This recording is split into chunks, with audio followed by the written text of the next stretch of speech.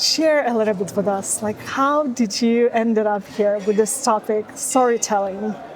Well, I've always been a storyteller in terms of I do stand-up comedy and I write plays, but I didn't really appreciate how important it was in the business context until I started my own company when I left corporate life. And although I told stories, it wasn't enough. You have to tell strategic stories. And so that was the big shift for me in terms of business. And lots of people will tell you, oh, you must use stories. They're powerful, but they don't tell you exactly why they are so powerful. So I got into it because my business failed and I wanted to find out why the stories on their own weren't enough. Got it. So you told that it should be very strategic. Yes. Could you tell a little bit more, like, I know you talked on the stage a little bit more about covering the objections, but Yes. where else we can use storytelling? Yeah, so obviously, I mean, I'm a speaking coach, so one of the big places to use stories is in your talk. So besides the objections, before the objections, you can tell what I call a transformational story, which relates the people in the audience. If you create it the right way, you can relate it to their context and then show them the journey and how to have success. And so it's storytelling, but you're always doing it with your audience in mind. Also, in pitches, so if you're pitching a company, data and information isn't memorable. People don't remember it. So using stories is a great way to bring your thing to life for people and also to get them to see it super quickly. Because if you can tell a story about something complex in a way that they can relate it to their everyday life, it will speed up them understanding and also buying in. Yeah. Sarah, let us understand a little bit more. Storytelling is actually selling. Yes, yes. Why there's so many people who know it, right? But they're not using it. I think that people have a belief that in order to tell stories, you have to be super creative or have a big imagination, be a writer. But it's different in business, because in business, all you need to know is the problem you're solving, what your customers want and what's getting in the way, and then finding stories. So finding them from your life, from previous clients, to show them that what they believe isn't true. And as I said on stage, you can't tell people stuff. Yeah. You have to let them see it for themselves. And the best way to do that is through a story. Yeah.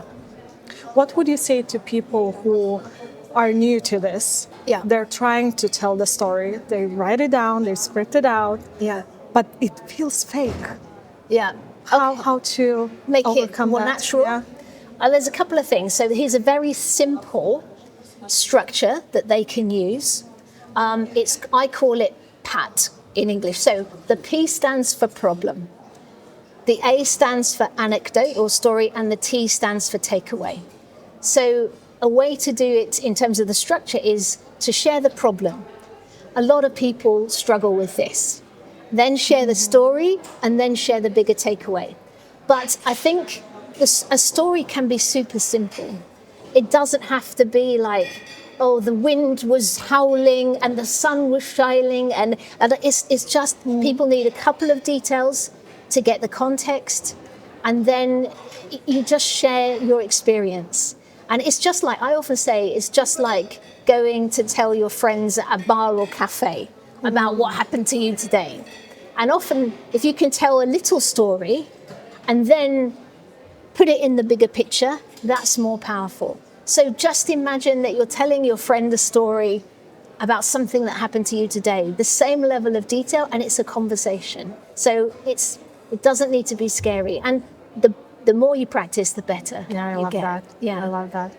And I know you also teach a lot of people how to tell a good story, Yes. how to structurize it. Yes.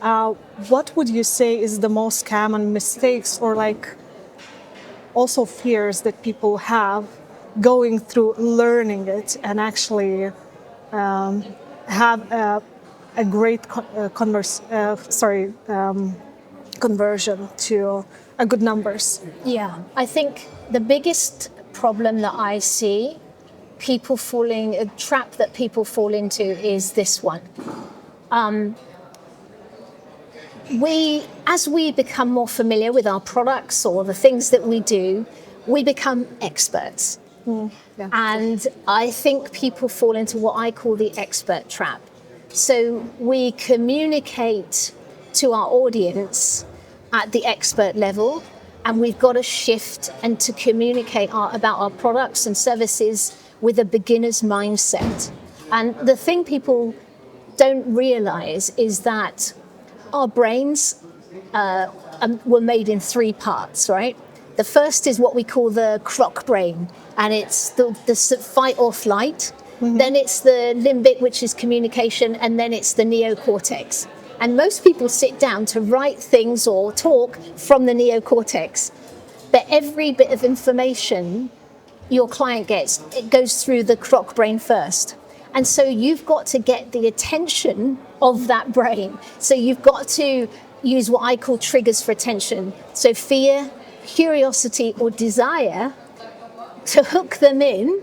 And Chris Voss was talking about going for no. And the reason that it works is because it disrupts the pattern. It's like new, and it's like, because most people would get you to say yes, but he attacks it from a different way. So it's engaging the brain and it disrupts the pattern.